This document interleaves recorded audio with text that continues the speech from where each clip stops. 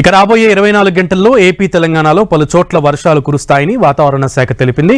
తెలంగాణలో పలు చోట్ల మోస్తరు నుంచి తేలికపాటి వర్షాలు కురుస్తాయని పేర్కొంది. కోస్తాలో పలు చోట్ల తేలికపాటి వర్షాలు కురుస్తాయని, మిగతా ప్రాంతాల్లో మోస్తరు వర్షాలు పడతాయని వాతావరణ శాఖ తెలిపింది. ఆంధ్రప్రదేశ్ యానాంలో దిగువ ట్రోపో ఆవరణంలో వాయువ్య దిశగా గాలులు వీస్తున్నాయని తెలిపింది.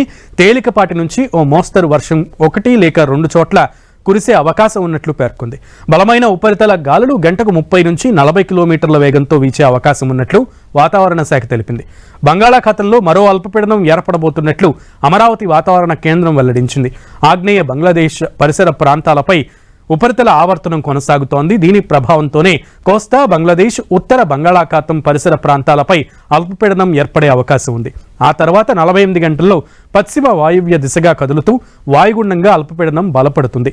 పశ్చిమ బెంగాల్, వాయువ్య బంగాళాఖాతంలో వాయుగుండంగా మారే అవకాశం ఉంది.